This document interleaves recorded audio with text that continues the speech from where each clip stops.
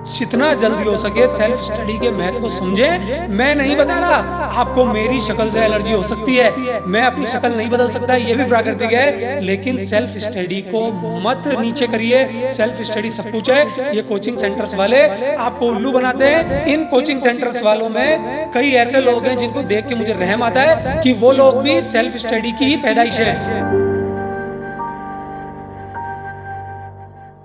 जब कोई नई चीज आती है उसे गलत कहा जाता है। सच पूछो तो वो उसका अपना एक दार्शनिक सोच है। जब पहली बार मैंने सुना था सेल्फ स्टडी तो मुझे भी वैसा ही लगा था जैसे आप में से बहुतों को अभी भी लग रहा होगा, आदमी खुद कैसे पढ़ेगा। दूसरा, अभी अनमोल ने कहा कि सारा टारगेट पैसा है। अनमोल, मैंने 7 पेड़ों के नीचे 5वीं क्लास पास की है। तो कोचिंग पढ़ी थी क्या उस टाइम? उस वक्त तो जो ट्यूशन जाता था ना, हमारे एक लड़का था, तो हम उसके मजाक उड़ाते थे। अपराध मानते थे पहले ट्यूशन को? अपराध था, और वो गिल्टी फील करता था कि मैं पढ़ने के लिए जा रहा हूँ, तो हम लोग मजाक उड़ाते थे, अरे इसको देखो ये बेचारा पढ़ नहीं पाता है, इसको जैसे रियल चीज दूध है, लेकिन उसको स्वाद वाला बनाने के लिए नए नए पाउडर बना दिए जाते हैं कि बच्चों को घोल के पिला दो। असली चीज तो दूध है ना सर, पढ़ना तो खुद को ही पड़ेगा ना। और आज मुझे महसूस होता है, जबकि इस उम्र में आने के बाद मुझे लगता था कि ये सेल्फ स्टडी में क्या बच्चों के एक अलग दर्शन है।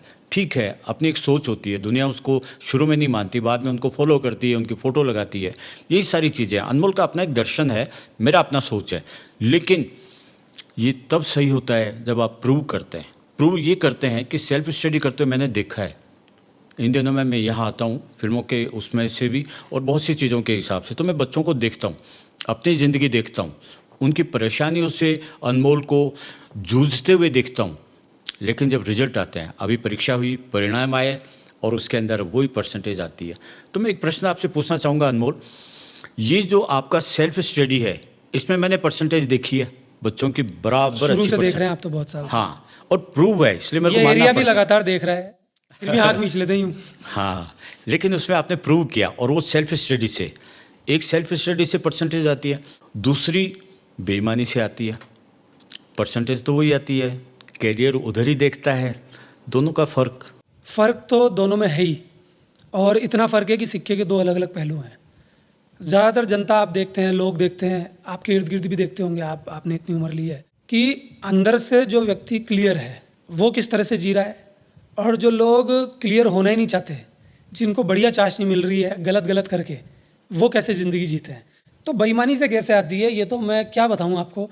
जब सब कुछ इस देश में होता है, जब खाद्य पदार्थों में मिलावट हो जाती है, हाँ, तो क्या बाकी रहा। जब डॉक्टर्स पैसे के लिए मरीज को कुछ ज़्यादा दिन वेंटिलेटर पर रख देते हैं, पैसों के लिए गरीब आदमी को एक्स्ट्रा जांचें लिख देते हैं, दवाई महंगी महंगी लिख देते हैं सिर्फ कमीशन खाने के लिए, न्यायाधीश या वकील अपने निजी मुनाफे के लिए, ज़्यादा पैसा कमाने के लिए एक साफ सुथरे व्यक्ति को सजा दिला देते हैं, अपने ही क्लाइंट को। हाँ, और मुजरिम व्यक्ति को बचा लेते हैं।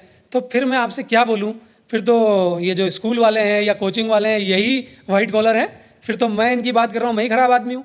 और मैं कई बार बोल चुका कि मुझे ना मेरे से मतलब है, ना मुझे स्कूल से मतलब है। स्कूल कल जाए, आज जाए, अभी जाए, स्कूल गया भाड़ में, हमें मतलब ही नहीं है स्कूल से।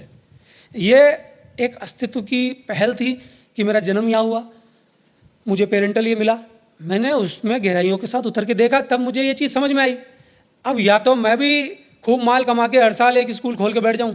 अब बात करते हैं, आपने पूछा सेल्फ स्टडी का, तो सेल्फ स्टडी मिसअंडरस्टूड है। आप समझिए मैं सेल्फ स्टडी किसको कह रहा हूँ, जो अंदर का जो व्यवहार है, जो अपने आप मन करवाता है, वो है सेल्फ स्टडी, जो किसी के ठोक बजाने से नहीं होगा। पहले के गुरु छड़ी लेकर के रखते थे, खासकर मैथ्स के गुरु, वो मार करके आपकी स्थिति पैदा करवाते थे। आपने बोला कि ये तो अत्याचार करते हैं, ये तो जानवर के जैसा व्यवहार करते हैं, आपको मालूम ही नहीं है कि वो गुरु करता क्यों था।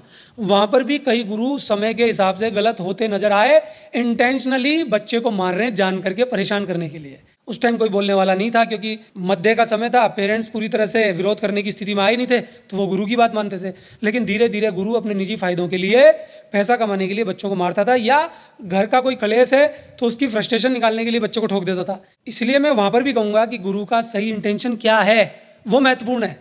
अगर गुरु का सही इंटेंशन कि बच्चे को हिला करके, छड़ी लगा करके, ध्यान में रखते हुए कि इसका शरीर डैमेज ना हो जाए, अगर बच्चे को मार रहा है तो मैं कह रहा हूँ कि उस समय पे वो चीज़ सही थी, तो फिर वो उस स्वाध्याय की तरफ आता था, सेल्फ स्टडी की तरफ आता था।